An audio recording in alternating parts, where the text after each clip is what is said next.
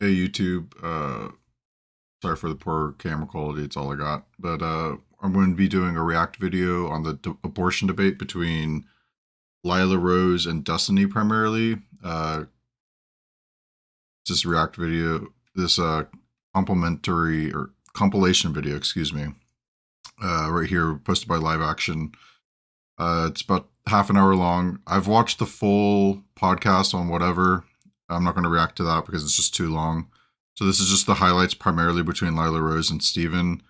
So I think it represents the stronger of the two positions between, I think her name is Kristen, who is on the other pro-life side, but she kind of ad hommed a lot and her arguments weren't always the greatest. So we're going to stick between the two better positions, Lila Rose and Steven's alone. So he's the better of what was left on his side. But anyways, so let's get into it. I'm going to try to keep the flow of the video going so this video doesn't end up too long. I want to keep it under an hour. So let's go. Rose. She's the founder and president of the pro-life organization Live Action. I think that all humans have human rights. Sure.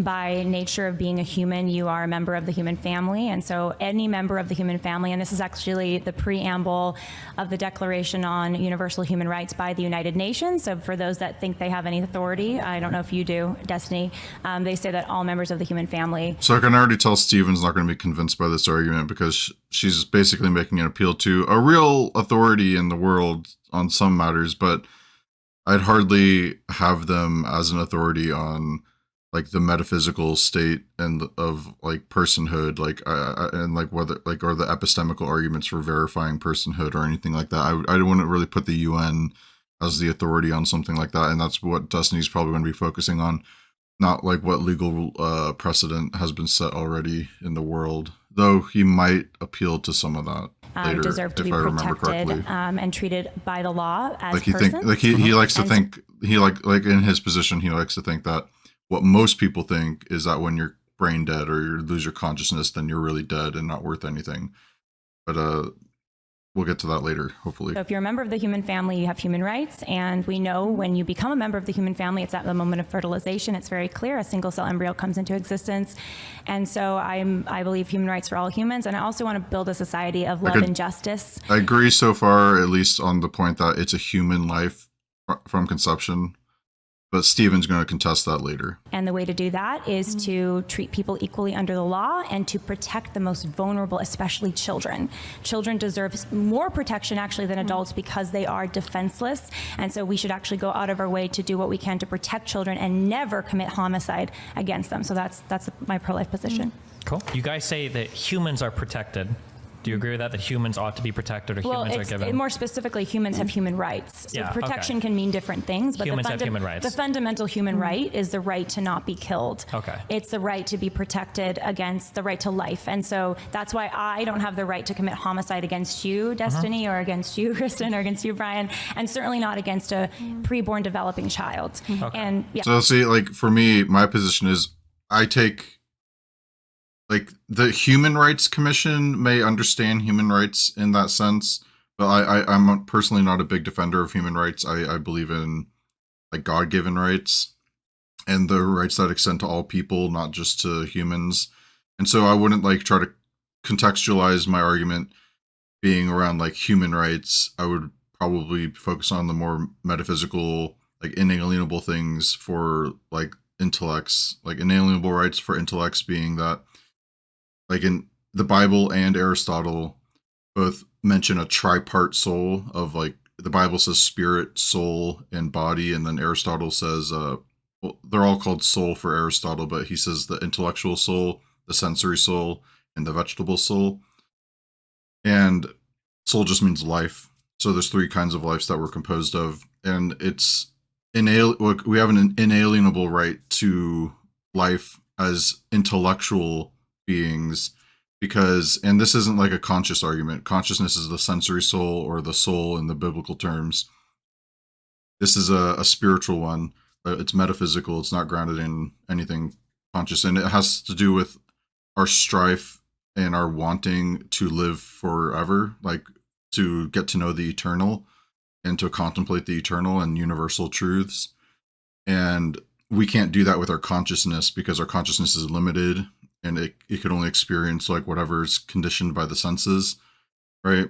Or sense stimuli, where like allness or universality or like the eternal, like timeless spacelessness, like these mathematics, like these things are metaphysical and they can't be grounded in consciousness. And these are the things that really give humans the inalienable right to life, being that even though you can physically destroy their sensory soul by like knocking them unconscious, or you can physically destroy the growth of their body, which is the purpose of the vegetable soul, to grow, and then eventually when it dies it decays, and that distinguishes like its active and passive properties, where like the consciousness, the sensory soul, is distinguished between its active and passive properties in passively perceiving and actively remembering, and then the intellect is pure actuality.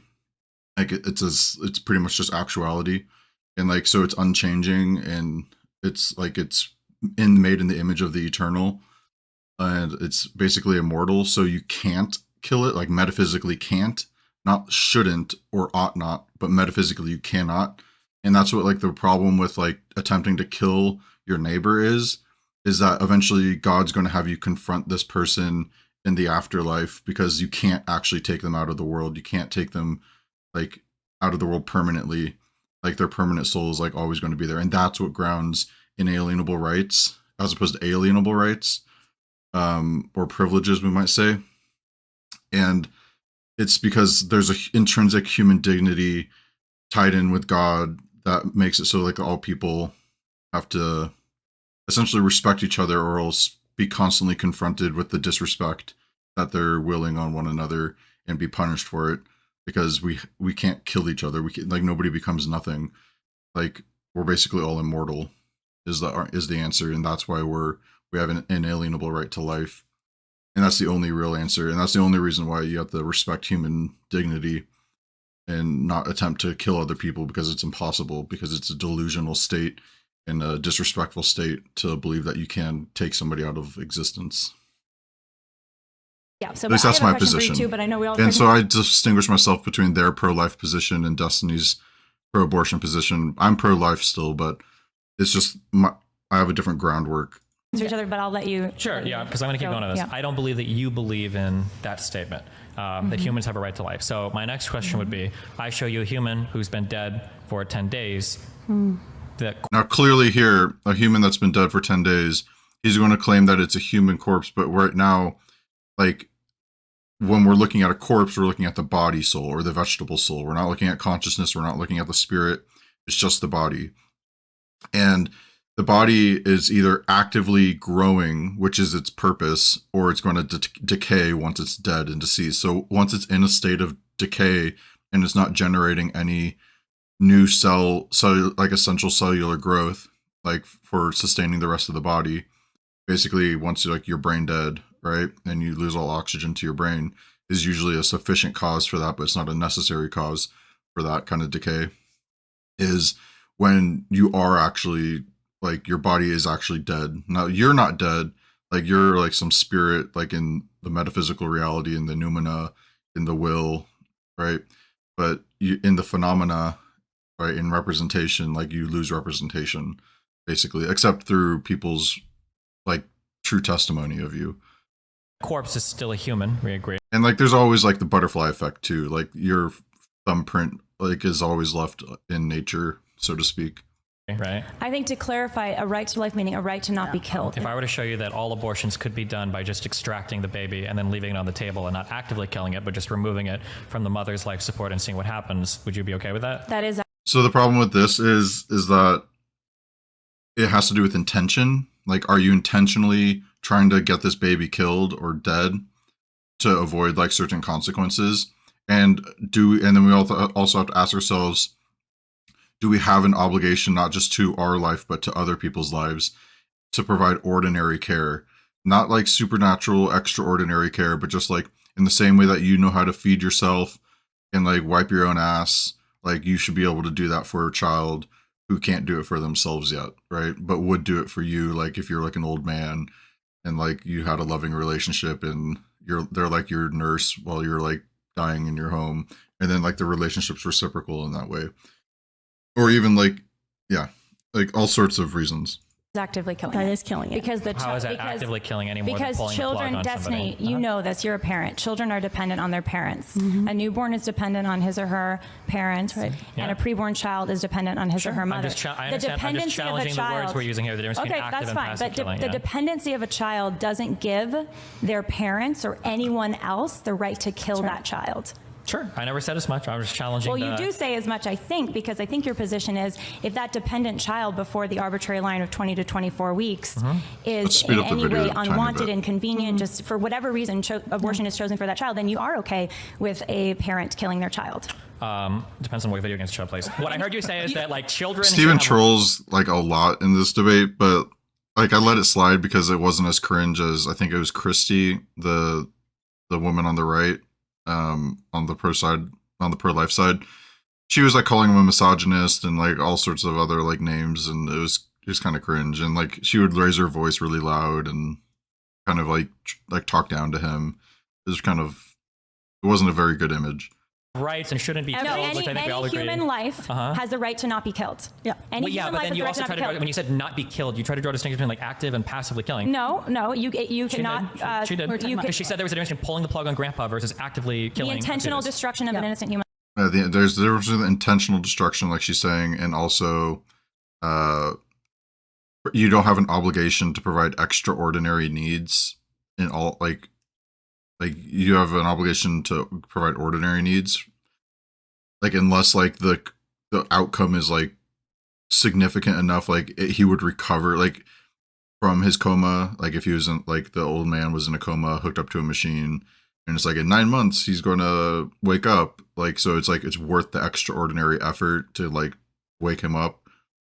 Where it's like if he's already brain dead and his body's like basically in a state of decay other than because the machines are like keeping him growing, then he's not like you don't have an obligation to like that kind of extraordinary care, right? Especially since you can't ordinarily keep that person alive like in any sense, and they can't keep themselves alive like in an ordinary sense of like how an adult would, practically speaking, be able to keep most of themselves alive. Like they could do like 99% of the work, and then like the community could do like 1% of the work, in the sense that we're all working and exchanging together. Like we're none of us are one-man armies. You know what I mean? Human life is Sure, is but what I was we saying that like oppose. unplugging grandpa would be kind of like unplugging a baby. You're disconnecting both from a life support thing. No, because a baby belongs, a preborn baby belongs before development. He or and able she's to right be where born she's supposed belongs to be. in his or her mother's womb. Sure, I understand, but So that means it's there's probably ways it's a to- natural habitat. Sure, this is fundamentally different. There's probably ways to passively kill children that we would agree is also wrong. Just because you're actively versus passively doing something, Well, that's it's not about, going to be. I think intention Yeah, matters too. like good. Sure, yeah, So, absolutely can be. yeah. Yeah. Nail I in agree. the You saying nail in it's the like nail hammer, exact hammer same the time. nail, whatever It's kind the of a big analogy deal. is. not really a big deal. It is a big deal. It's a 'cause big deal. There's You're a making line laws. between, It's there's a super line not a big between deal. You homicide could and literally Hey, leave a like for my fumble. Really It just being say totally like, okay. hey, before 20 weeks, abortion is okay, and then draw the cutoff right there if you want. That's a question for policymakers. But why do policymakers? Why does anyone get to Why do a decide bunch of whether or men not get to an decide innocent person lives or dies? Because that's what policymakers do. No, they don't have the right to kill an innocent person. If any do you- policymaker if tries to you're kill an making innocent person, decisions that's It seems like they're kind of talking past each other. Like Destiny's making the point that if like in his worldview, if consciousness was like where personhood was deemed like granted or created or emerged, like it sounds like he has an emergent theory of personhood, where I have a simplistic theory of personhood. Like personhood is like the most simplistic thing, and consciousness is like actually like one of the more complex things about like some persons. Not even all persons have consciousness, like angels and demons. Like they can basically just be pure will and doing, like they do things, but like they don't have to experience themselves doing it. It's just like they have a pure will, and then like sometimes they might experience themselves doing something if they're given a body, but it's not a part of their nature. But like for us humans, it's a part of our nature to at least have a body, and then it's like it doesn't necessitate that there's a consciousness, but it's definitely preferable to have a consciousness, because the way that our body works, like we're not like pee zombies. Like if you're familiar with the case of the philosophical zombie, where basically it has all the behaviors of a human, right? It'll talk to you, it'll sweep, it'll eat, it'll drink, it'll whatever. but it doesn't actually have an internal experience, but it still behaves all the ways a human does. Like that would still be like, in my personal belief, like assuming there's like an actual person that body belongs to, and it's not just like a robot that was like, or a homunculus of some kind, that basically like it would have rights to life too, where Destiny wouldn't see that. About military and triage and who gets medical treatment first, or if you're making decisions about Destiny, saving people from. okay, Hold on, wait, okay. Just be clear. I'm gonna start kind of go, wait. But there's something called a continuum fallacy or a nirvana fallacy. The idea that just because I can't point exactly at when something begins, that I have to say that all of it is the same, or I can't point to that thing existing at all. I can't tell you when individual pieces of sand are stacked up and eventually become a pile of. Oh, what about like the policy making position? Is that like with this continuum fallacy, like Steven can like have a definite range of like when consciousness begins, while also leaving it up to policymakers that give it a more like the weakest like possible case, like the gate that like you have to pass through, instead of like, in the by weakest case I mean the 20 weeks instead of 24, right? Like if that's the range, like if it's guaranteed to have consciousness by 24 weeks, but like maybe it doesn't have it at 20 weeks, but it can develop it at 20 weeks possibly, like there's at least one case where it has, then we argue for that case and then allow the cutoff to be there. And that's kind of like how policy would like work around the epistemical like darkness. Sand. I can't give you the exact numbers of sand that I can see for that to be, but there is a difference between an individual piece of sand. I'm pretty sure it takes 4 pieces of sand in the right substance. Like you just need to stack a pyramid. And a pile it's of a false equivalency. Hold on. This is basic argumentation. Because the reality is you are saying that these are persons and these aren't based on a specific characteristic that you've decided on. You came up with it. It's not human rights anymore. It's consciousness rights. Yes. You believe it's not human rights. To be clear, nobody here at this table, you are consciousness right now. But that is a strong argument for the pro-life position. Like we have this legal precedent already that grants human rights, not conscious rights. And these things that we're killing in the womb are biological humans, even if they're not conscious humans. And like, it's a still strong argument. Why don't you defend? So you need to defend your position. And even if, but like the obvious like critique is, well, like we should, like, just because there's a precedent doesn't mean that precedent, like, you know, is normatively true, like in an epistemical sense. Like it doesn't have like epistemical satisfaction or like metaphysical explanation about like what actually deems it like a right for or not, right, for like these people or non-people, because like it doesn't really answer that question. It just has legal precedence. You're not doing that. You're kind of blowing smoke a little bit, to be honest. Why 20 to 24 weeks? So same answer I gave before. Because like I would push the UN thing, like if aliens, right, like if there are aliens or angels and demons, like if they came into our world, would they have human rights, or would there be like this other like system of rights that are given to persons that aren't human? And like how do those like systems interact, like human rights and these personal rights to people? Entire position is based on based on age. It's basically the development, the maturity. It's not based on age. It's based on development of consciousness. Development is age, Destiny. It could develop early or later, I guess, right? Development is age. Age is a marker of development. It can be, sure. So your whole argument is that if the development hasn't happened yet, then therefore they're not a human life worthy of protection. And a person, yeah. A person, okay? Yes. So are you saying that toddlers, because they're less developed than an adolescent, should not have the same rights as an adolescent? Yes.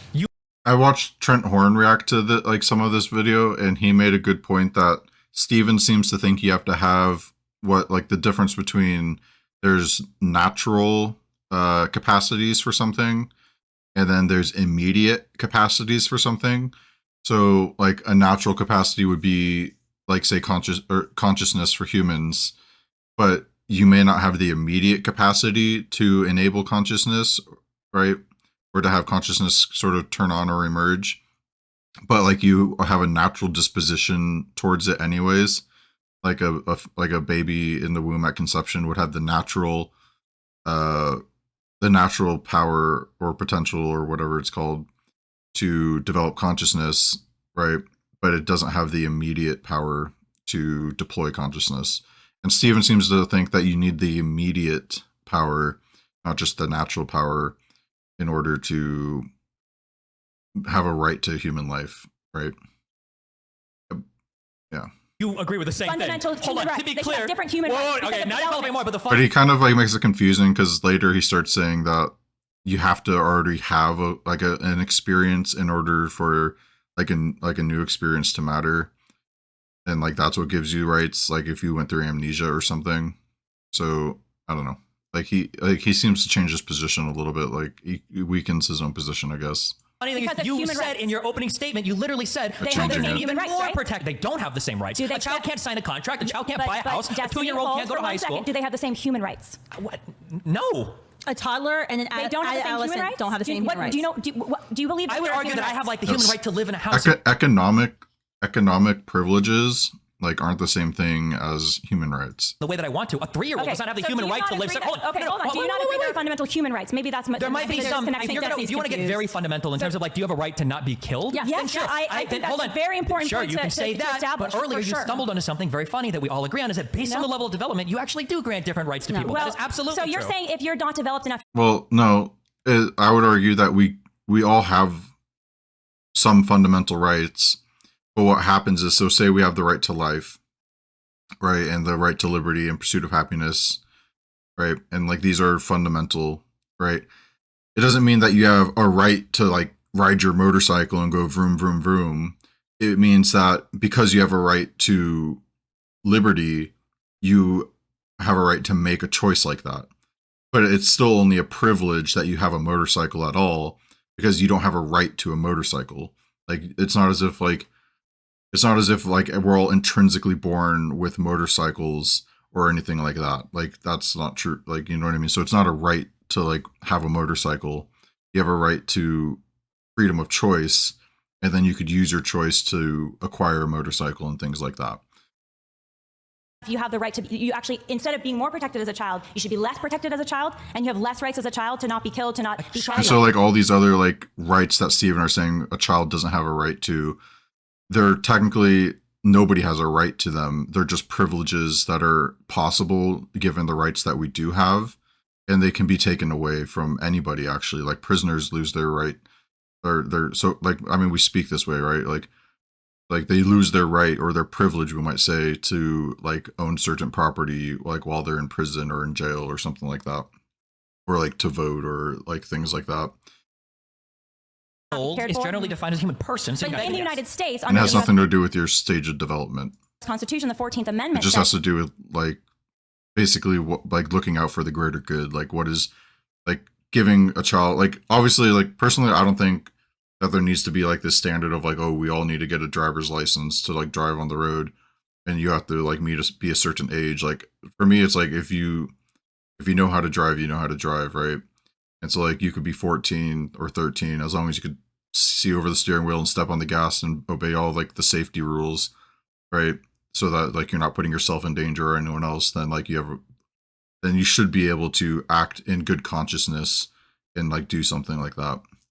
And then like we can argue about like the overstepping of like government intervention on taking certain privileges away from people and punishing them for them, but whatever. is that we have a right to equal protection under the law, and no state has a right to deprive the life of anyone without due process. You probably heard this before. Okay, so do you think that there is any due process for the human life right now? Where is the due process for the human life before your consciousness? Well, I would say that person isn't protected by the Constitution because they're not a person yet. Okay, and you're defining personhood based on Somebody this that 20 has to 24 capability of having a conscious experience, yes. And he let's means talk about that for a minute. immediate If I'm power, under not anesthetic natural and power. I'm unconscious, and someone comes up to me and says, "Can I kill you?" And I'm unconscious. I can't say, "Don't kill me." Can they kill me? No. Tell me why. Because you have the capacity to deploy a conscious Just like the experience. fetus. No, the fetus can't. The fetus. Destiny, if you don't kill that fetus, the fetus with a matter of time, because I'm under anesthetic, in a matter of time, I will come out from under anesthetic and I will have my consciousness. For the I would even argue though that like when you're under anesthetics, your immediate capacity is taken away from you, but you still have the natural capacity. So it is a good critique from Lila that Destiny doesn't have a good answer for. fetus, if you don't kill that fetus under a matter of time, the natural human development, you were once a tiny child in the womb, maybe 18 weeks before the consciousness that you say some biologists claim for, half of me was an egg, if yes. no one killed you, then you would have your consciousness, just like Well, no, half of you wasn't a sperm, half of you wasn't an egg. Like you were something transformed from the interaction of that sperm and egg. You're not just like half a sperm, half an egg. That's not how it works. Out of an aesthetic would have my consciousness. Do So you why think is it that- why so your position sounds like age discrimination, because you're saying that because the child doesn't have their consciousness yet, just like under anesthetic, I don't have my consciousness regained Do you think yet. there are any 2-year-old humans? Do you think there are any 200-year-old? Then you're saying that it's okay to kill them. Do you think there are any 200-year-old humans that deserve like to be protected by all the human rights that we have fundamentally? Well, I think if someone lived to be 200, then yeah, they would be awesome. what about right now? And to clarify, I would agree with you, Destiny. If human life began at consciousness, I can't tell if would he's say, trolling. Anything before that, human life beginning at consciousness, I would say it doesn't matter. It's not a human life yet. But what's inconvenient for you is that human life doesn't begin at consciousness. Human life and First humans. of all, none of this is inconvenient for me. Humans can I'm not be a woman. and At the end of the day, I'm not gonna have a kid, so it's not Well, inconvenient for me at all. Okay? So, You have a Destiny, child. when I didn't give birth to him. But he's your, when does you're life your I'm just saying it's child. inconvenient to me. Where it's like it's not Well, meaning inconvenient to me because to I think recognize. you're representing the pro-abortion position here, and Surely you're you don't saying believe that in no consciousness uterus, is no the line penis. that. Sure, but I'm decides just saying that whether you innocent keep people saying live or like it's die. inconvenient. None of these facts are inconvenient. You believe that at the moment of conception you've created. So like, I wonder how he would feel about like, does he think like having a kid, like if he had a kid, like if his wife got pregnant and abortion was illegal, and then like now he has to raise a kid, like he wouldn't find that an inconvenience? Like, is that his argument? I'm just wondering. A unique human being, that means that right now you should be in tears because at every moment women that are engaged, in fact, Yes. you could probably make the argument that sex without the intention of immediately going to a hospital is probably immoral because you're engaging in some activity that might result in the death of a child. No, because the main point that we want to stress is the intentions. A woman has sex, Be she's perfectly probably rushed to the please, hospital please, please, immediately please. after One just at a to time, make one sure at a What is their whatever goal? fetus might be there is absolutely. No, I know, Destiny. I don't That's know exactly that. what. Hold on, let's let Lila Okay, go. I Go don't ahead, know. I Lila. think your question might betray perhaps a little ignorance about how pregnancy works. Okay, inform me, Because please. if a woman gets pregnant, rushing her to the hospital is not going to magically prevent a miscarriage that she may or may not have. Miscarriages happen for a lot of different reasons, and I would argue, especially for imprisonment, as an example, imprisoning a woman who's pregnant, which I'm opposed to, by the way, that additional stress could add to the miscarriage. So if you grabbed a woman after she had sex and might be pregnant and dragged her off to a hospital, that might actually induce stress in her. And Yeah, but there's also potentially so I'm not there's sure behaviors a woman where can you're engage in that going would with increase the risk of miscarriage, especially if she doesn't know she's pregnant, right? Maybe a woman drinks. Say that one more time, There might be Destiny. behaviors that a woman could engage in if she Which is is why- pregnant. That would which increase is the why- risk. which is However, why, that means that you could have sex with a Destiny. condom and with birth control. And you might actually get pregnant. So if a That's woman is right, having let me sex and she starts drinking whatever, she's That's actually right. murdering a child right then and there. Destiny, let me- Well, I think there probably should be laws like about like it's just like general rules. Like if you're having sex, you shouldn't be drinking, right? Because the natural consequence of sex is to have a child, and if you're drinking like heavily drinking, then like you're basically punishing that child with your actions, and like you're degrading their dignity in some sense.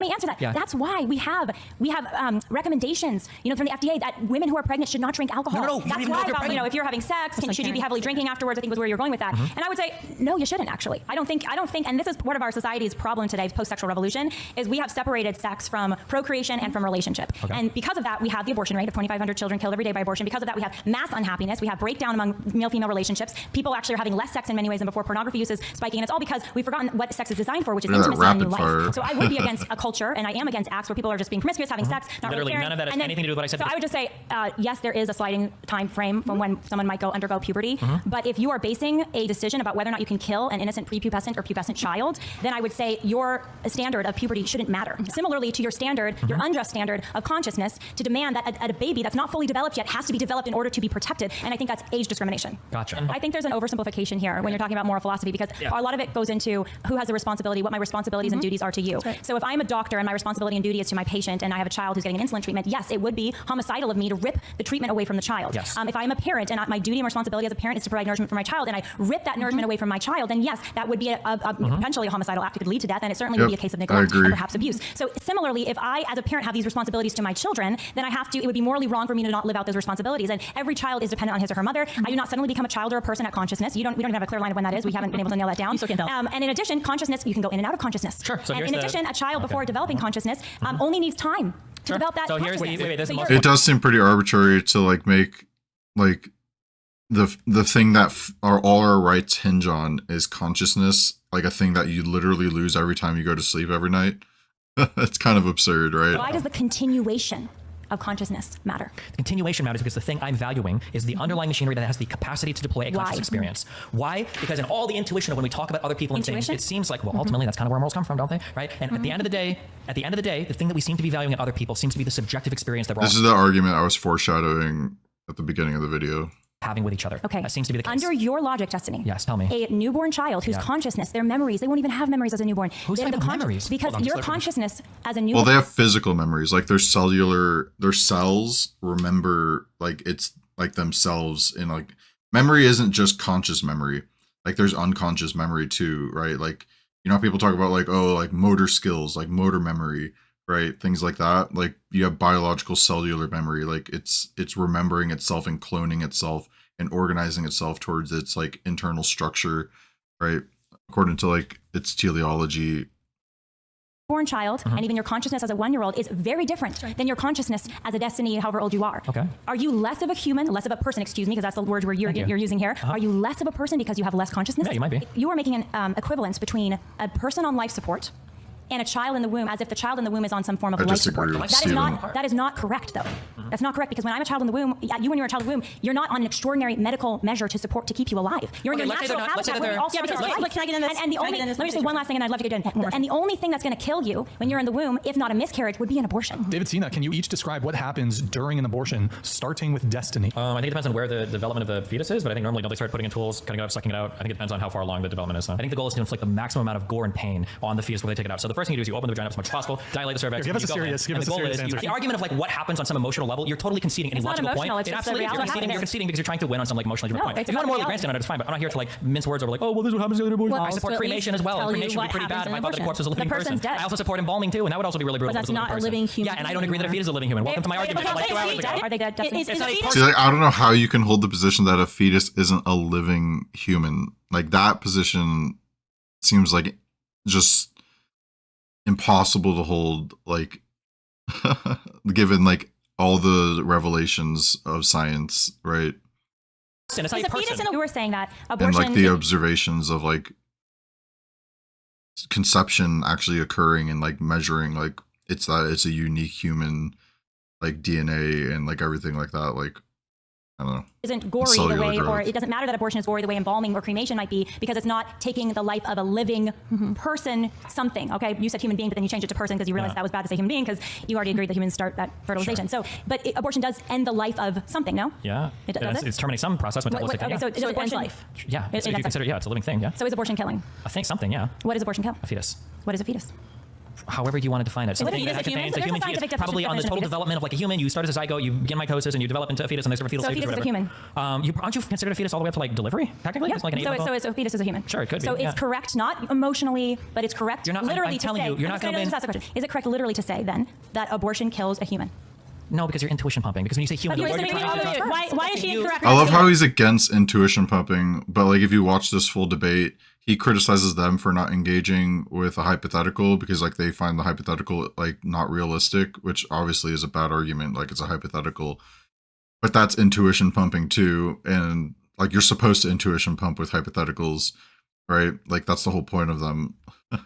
Ultimate example of somebody not being confident in their position is to try to win. And it seems like Steven's like fallen so far because like he used to be all about like, oh, like taking hypotheticals to the extreme to test your position and blah blah blah, and that's intuition pumping. And now he seems to like he's just like he's using it as like as if it's a negative thing. Like he's like critiquing people for doing that against him. Debate through etymology. You're not going to win this debate by trying to redefine words in a clever manner away from it. If you want to pretend that we're talking about consciousness, and you were saying that consciousness, the reason that the development of consciousness matters for personhood, and you reference moral intuition, okay? But you're very uncomfortable with the moral intuition that might also arise when you consider that abortion is the direct killing, dismemberment, poisoning of a preborn life, human. And so why are you uncomfortable with the moral intuition against killing an innocent preborn life, pre-consciousness, but you're comfortable with the moral intuition around consciousness? Of her being people in the room saying she's alive. Take a person, and let's say that you chop off their arm and you replace it with a bionic arm. Is that still a person? Okay, let's say you chop off a leg and replace it with a leg. Is still a person? Yes. What if you get rid of the heart and replace it with a bionic heart? Is that still a person? Yes, and at some point. What if you replace, let's say we've got a full human, what if you just replace the brain? Is that still the same person? Yeah, if that's possible. I mean, if you get to that. So like my theory, I thought about this a while, and I kind of see it as like so long as like the body is actually obedient to like the will, like my last will and testimony, then I would consider it my body still, right? Assuming that like, yeah. And that's kind of how I understand it. Like as long as it's a continuation of that, like that last will and testimony, and like it's intrinsically like sound with it, even if that does mean it can change its mind, like if it was in error, like in the last will and testimony, but that's like intrinsic into like testifying to an error, right? And then so yeah, Like, I don't think I'm my brain. Like, that's kind of ridiculous. That point. Okay. I definitely think my brain can be replaced with like a machine. Successfully. Okay. I mean, it'd be an interesting question, but it still would be wrong to kill that person, Destiny. I have a question. Are you saying if brain implants are possible, it's okay to kill someone who successfully has a brain implant? Is that what you're saying? No. Okay, because then why do you ask that question? Why is it relevant to whether or not you can kill the embryo? It's ableist to say that because you lack some brain function, because your brain... I'm not talking about lacking some brain function. Let me finish it function. for a moment. It's ableist to say that because you lack some brain function, or you have dementia, or your brain is less developed... And then, like, mainly because I'm centering the personhood around testimony, around like will and testimony, in the sense that like we are our words, like a man is their word. Like, I take that very literally and very like as if it's metaphysically true. Like, in the beginning was the word was with God, and the word was God. Like, we are substantively like little words, like in our core nature, like in like in our metaphysical and in our physical nature, like we're words basically. And so that's why I center around words, not like biology or like brains or anything like that. Missing a part of your brain, that you are less human and it's okay for someone to kill you. It goes back to my slip. What is the best argument that you come up against from the other side, the most compelling argument the other side makes? And Lila, let's have you go first. Go ahead. So I would say it's not the consciousness argument, because I do think that is pretty, it's pretty arbitrary, and it's also the moral intuition that's sort of guiding destiny. You could easily apply that before consciousness. So I don't think consciousness, and also you can be unconscious when you're sleeping or under anesthetic, and a toddler has less consciousness than an adult, etc. So it doesn't really work. I think the most effective pro-choice, pro-abortion arguments are the appeals to extreme emotion and very tragic cases. And those are I think what win the most people over, because they say, oh my gosh, I can't imagine forcing a rape survivor to give birth to the rapist baby. So you hear these really tragic cases that are horrific, that are heartbreaking, and they tug on a lot of people's heartstrings. And the prolific response to that, of course, to hearing this horrifically tragic case of this very young girl who's the victim of incest or rape, and she's pregnant, is to acknowledge that it's horrific, because it is, and it should never have happened, and that girl deserves justice, and that perpetrator needs to be held accountable. And then you have to ask the question, okay, what next, right? What is the next thing to do here? And the girl needs medical care, she needs counseling, it needs to be removed from that dangerous situation. But is the answer to commit an act of violence against this new, now third party in the scenario, this preborn life that is not the perpetrator of the crime, or killed? Do you think if an 11-year-old is raped, she should be forced to carry that child to term? See, I think you're now being accused of intuition pumping, Steven, by framing it as if we're forcing somebody to carry a baby to term, as opposed to not just forcing somebody not to commit murder. Like, those are two very different perspectives. Like, forcing people to carry like a child to term, that's basically what rape is. But forcing somebody to not be allowed to murder another person is just practicing self-defense, like you know what I mean. Now we've moved on to the Well, let's address that, because I actually was addressing that earlier. Yeah, I want to hear that. Yeah, let's talk about I think it's a horrific situation, and we both agree, which is why it's such a loaded question, because it's just horrific that she's raped and that no 11-year-old should be pregnant in the first place. Okay. So start with that, and she needs support and care, and the rapist needs to be held accountable, and she needs to be taken out of the vicinity of whoever's abusing her. Yep, true. We all know this. I don't know what we're talking about, but go ahead. But the solution in that, what is the next step in that, right? What is the next step in that? In the sense that like the intention is never to I don't think anybody should intend to like force anybody to carry a child to term. They should just intend to not let people murder each other, basically. To not let people kill other people arbitrarily, especially specifically innocent life. Situation. Yes. It's not to take the life of this innocent, now conceived third party. It's not to end that life. That's not going to unrape the 11-year-old. It's not going to untraumatize the 11-year-old. In fact, it might traumatize her even more. True. And it's forcing the birth. She's still going to have to birth that life. That life doesn't magically come out of her. She's going to have to, if she had an abortion, and usually by the time with a young rape survivor, it's usually into the second trimester, it's going to be a very traumatic act that now kills her baby, and she's still having a birth process just of a dead child. Nazis murdered disabled children because of their impacted consciousness, mental faculties. Was that okay, Destiny? Yeah, I think mental disability is the exact same thing as having no consciousness at all. That's what they said, so I believe that. What level of mental disability do you think the Nazis are justified in murdering children? Please explain. Well, probably the ones where your brain isn't even really working. I would say it's probably justified. Like in the instance of Terry Schiavo. That was a pretty terrible statement you just said, that the Nazis were justified in murdering disabled children. I don't think the Nazis were trying to kill people. They weren't having consciousness. I think they were trying to murder people because they were trying to get rid of the unclean from society. I think it was a bit different. But you just said... Okay, so if a woman has an abortion at 19 weeks for a eugenic reason because of the skin color of the baby, because she... Oh, that could be unethical, sure, yeah. That would be unethical. I thought it wasn't a thing. Earlier, it wasn't unethical for a woman to get pregnant as a sexual fetish and continue to have abortions at 19 weeks, because a 19-week-old baby is not a baby and not a human, not a person. So why would it be unethical to kill the... Yeah, that's ridiculous. So Steven's position is, if you have a sexual fetish where you just get off on giving abortions, that intention is okay, right? Your sexual fetish is protected. But if you have a racial reason, I don't want my baby to be a part of this, black, and like I had sex with a black guy and I got pregnant by a black guy, and I don't want my baby to be black, I don't want more black people in the world, that suddenly that is wrong. Like it just shows, and there's and like just like the general question of eugenics, like if it's like free association of eugenics, then I don't have a problem with it. Like if two tall people want to be like, oh, I want to try to like breed an NBA player, like let's get together, like do you want to do this, like free association, and they're like, yeah, let's do this, like, you know what I mean, like, or like I want somebody who could reach the top shelf, like blah blah blah, like then yeah, like free association. But I guess like the problem is like when you have the state like mandating it, right? And like, but then like there's this other problem with like, say, black people, like if they're a protected class, like if we make black people a protected class and we take that to the logical extremes, such as like, say there was only 2 black people left on the planet because of all the interracial marriage that was going on, would they be allowed to marry anybody else besides each other? Because if they married somebody else, then all black people disappear and we lose a protected class. And so like would the state try to say, because you're a protected class, you have to get married to each other? And then so, you know, interracial marriage is now illegal again based on like this idea of protected statuses. 19-week-old who based for a racist reason. I don't know if it's unethical to practice a sexual fetish. It might be unethical to design society with a racial vision in mind. So it is wrong to kill at 19 weeks for a race-based reason. I don't know. Isn't that funny? Like we're not allowed to have a racial vision in mind, but we have protected diversity. That seems so ironic.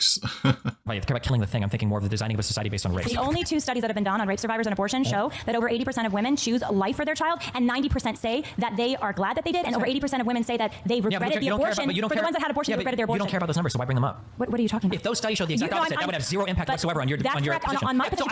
You're selectively bringing up pieces of information that might support you, but like, okay, you don't care about that. I mean, that's kind of a fair point. It should impact your position, because you just said you cared so much about this rape survivor that they should have an abortion, and I was just giving you data to show you that rape survivors actually regret their abortions when they have abortions, and when they don't have abortions, they actually are happy that they didn't. And you didn't seem to care about that data. I don't care. That's not relevant to me. I don't. Just like a person under anesthetic, or a person asleep, or a person in a temporary coma that is going to wake up, it would be wrong in all those cases to kill the person, right? I agree. Okay, excellent. So similarly, for a child, a few weeks before potential consciousness, first can be measured 20 to 24 weeks. In a few weeks, it's a matter of time duration, that child will have consciousness. I mean, what if I have amnesia and I don't remember anything? I'm like a brand new first moment of consciousness human being. And during my coma, I lose all memory, I lose all sense of my personhood, and when I emerge from my coma, I am like a brand new baby. Would it have been okay during that coma to kill me?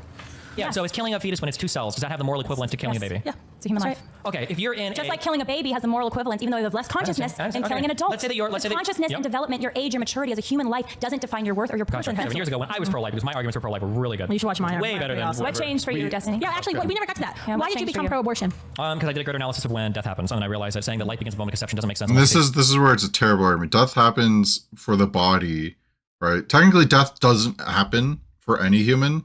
Like, we have intellects, and our intellects live on forever. We're immortal. But when it comes to our bodies dying, like, once it's in a state of decay and there's no cellular growth, then it's dead. And our consciousness dies literally every time we fall asleep. Like, our consciousness dies, and then like it's revived, like when we wake up in the morning. So it's like, I don't know what to tell you, Steven. The moment all of your body disappears, it doesn't make sense. Why do the markers for life and death have to be the same thing? I mean, the pro-life argument is very simple in many ways. It's about human rights for all humans. You don't get to put personhood based on developmental markers. Personhood is for everyone. If you're a human, you're a person. If you're a person, you're a human. That's the bottom line. And so you don't do age discrimination or developmental discrimination or consciousness or unconsciousness discrimination. You're a human, you have human rights. And that's why we oppose intentional violence against humans. And that's why we didn't talk about it in this debate, but maybe we could do another one at some point where we get into, how to stop abortions, all the other arguments for abortion and against it, how we can make our civilization more just and more loving to a place where there are less abortions, women don't even choose it anymore. We're supporting them more. I mean, there's a whole lot more that pro-lifers focus on, a lot beyond, the debate on this consciousness question. We just released our new North Star Coalition kind of position statement saying we need complete legal protection for all humans in this country, the abolishing of abortion, and we also need to make our country a friendlier place to raise a family. And so that goes to things like a child subsidy. If you're a parent, you should get a cash benefit, money back for that child. I think we need to make birth free in this country. So I do think that there are some things that even conservatives can get behind to say, listen, we should be funding things that make our country more pro-family. Part of the reason we have so many abortions actually is because because, yes, it's women are choosing these abortions, but most women who have abortions actually are single moms. And so they're already dealing with raising a child on their own and a broken relationship with a man who's usually not in the picture. And sometimes, like you're saying, defaulting on child support. So I think that is a major problem. And with an abortion, you know that it ends the life of the thing. But even if you're like, I'm not sure if it's a human or not. So this is not your position, Destiny. This is some pro-choicers. They're like, I'm not sure whether or not it's a human. I don't know when life begins. And the pro-life response to that is to say, well, if you don't know when life begins, saying it's okay to kill something that could be a life, even by your definition, is not just and not And I understand. justified. I do think that the pro-abortion position at its heart, though, is not just illogical, but it's evil because it has led to the killing of 60 million children in this country. Based. And that's absolutely horrific. And that's why we're working at Live Action to stop that and save lives and serve women and help and do all the things that we're doing, educate, etc. You would say the bodily autonomy of the woman is more important those 2 days prior to consciousness than that human's, excuse me, you don't like the word child, that human's right to live. True, yes. Why? Because it doesn't have the conscious experience yet. Why does that matter? Because that's the thing I think that we protect when we're talking about endowing people. Even though that consciousness is I guess we're going to go back in the circle. There's no reason for why a child that has the capacity for consciousness and just needs time to develop it, why you should discriminate. Hold on, you can say that there's no reason, but it's not illogical. There's a binary of are you an NFL player or not. However, there can be people that are better NFL players than other NFL players. There's going to be the binary of you are or you aren't. What's illogical is to draw the arbitrary line. It's not arbitrary at all. It's very precise. When conscious experience happens, you It's pretty arbitrary considering you're drawing the line on something we literally lose every time we fall asleep. And that at conception we all are naturally dispositioned towards assuming teleology and medicine, like the miracles of medicine, can basically cure like anybody who would be like put into an unconscious state like permanently or never develop a consciousness. Medicine would heal them towards a consciousness. Can't define it. It's called a continuum fallacy. Look it up. It's an arbitrary line to use that for determining the moral value. What does arbitrary mean? To determine the moral value of someone. If you want to say it's arbitrary to determine moral value, from an enslaved life, would that be immoral? So like a mercy killing, is the way that they would probably see it. I think so, yeah. And I think yes, killing someone because it's immoral. Killing someone because they are going to be enslaved or have a bad life is not right. We should instead work to free them and get them a better life instead of end their life. The reason the child got consciousness is because the child, the human, developed its consciousness naturally, just like you will develop as you get older. Age, you'll have an aging process. The toddler will develop age into an adolescent. And until you've developed the parts necessary to have a conscious experience, you're not having. And we're saying that's illogical and it's unjust. not illogical. It's perfectly logical. Just like if I see, like the problem here is like it has the parts to naturally develop a human consciousness, and like if you think about it, like the immediate deployment of a consciousness is always a development. Like when you go to sleep at night and you lose consciousness, you develop a new consciousness when you wake up. Like it's a new development. It's an emergency.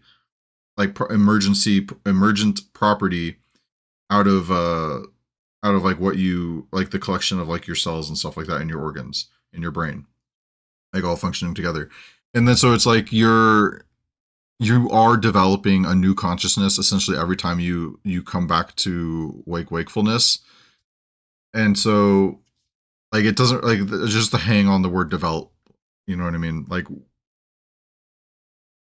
it's kind of arbitrary where Steven's drawing the line, I guess is what I'm getting at. The blueprints and the parts, and I show you something. The parts in the blueprint don't go vroom vroom, but when I put the car together and I turn the key on, it does go vroom vroom. I wouldn't say that just because I've got the parts and I've got the blueprint, I've got the vroom vroom. I would say after it's all put together, then it has the vroom vroom. But Destiny, unlike a car and parts and someone putting in a key, an embryo that's developing is self-developing and self-actualizing with nourishment and time. With nourishment and time. You can say a self-building car that's building as it goes. I'll say if you want to use a self-building car with all the parts in the blueprint that can dissolve itself, it's still not a car until it's put together. Hold on. If you want to use your car analogy, if I go buy a baby Tesla because it's a tiny self-building baby Tesla, and if I leave it in a room with oxygen and put a couple gasoline things along the wall, baby Tesla will develop into this mega beautiful Tesla, okay? I would be very angry with anyone who came into my garage where baby Tesla was and killed baby Tesla and said, well, it wasn't a Tesla yet because it wasn't big and all the way to it would have been if you didn't kill it, if you didn't destroy my Tesla. Would have. It reminds me of that Bill Burr joke where he's like, I put the dough, like the cake batter, the cake mix, like into a tray into the oven.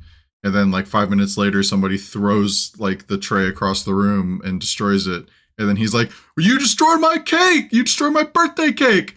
And then he's like, no, that wasn't a cake. Like it was just some batter. And then he's like, well, it would have been a cake. And then like the idea is like, we don't think like we're not supposed to like, just to close up like why Destiny's explanation doesn't work. And you can't exclude the fact that humans naturally tend towards consciousness. If he's going to hang on the whole consciousness is what gives us personal value, is that you have to define within our cause the end that we're going towards, the teleology that we're heading towards.